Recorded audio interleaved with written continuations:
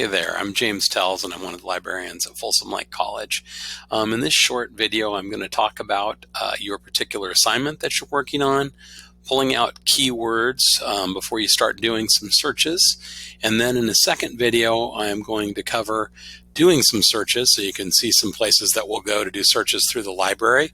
And also, I'll talk about how you can get help from librarians. So let's get started here. First of all, let's go ahead and pull up the research assignment. And so we're looking at the Invisible Revolution research paper for Professor Fernandez.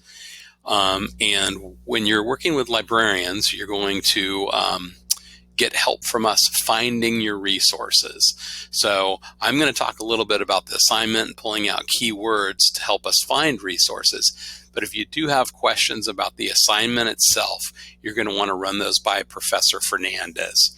So let's first talk about what he's having you do here. You're going to write a research paper. It's going to be fairly lengthy at 10 to 12 pages. And you're going to back up your argument about some theme or concept in The Invisible Man. You're going to back up your argument with research, and that is going to include scholarly material only.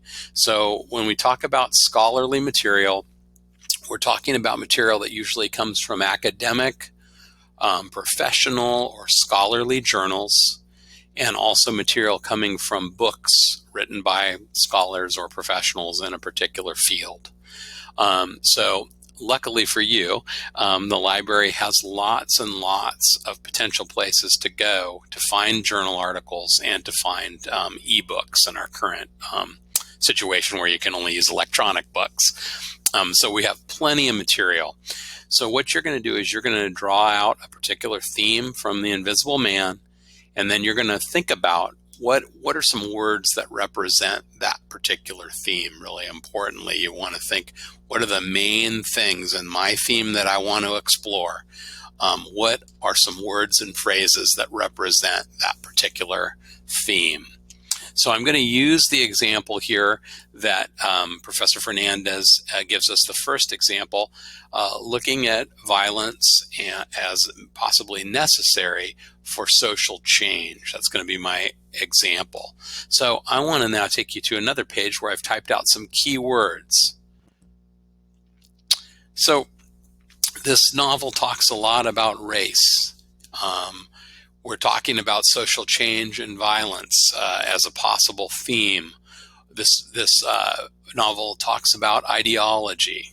This novel is obviously touching upon African Americans and the realities they faced in the time period that this author is writing about and through time to our current day. So I took those first terms, race, violence, social change, ideology, African Americans, and I thought of other terms that were either variants, so like ideology and then the plural, ideologies, or words that maybe have a similar meaning. So race, racism, racist, violence, force, social change, revolution, protest, African Americans, Black Americans. So why do I do that? Why do I think about a whole bunch of different keywords that might represent my topic? Well, I do that because we're going to search across a whole lot of different systems that people have built. And when they build those systems, they put things in categories or subjects.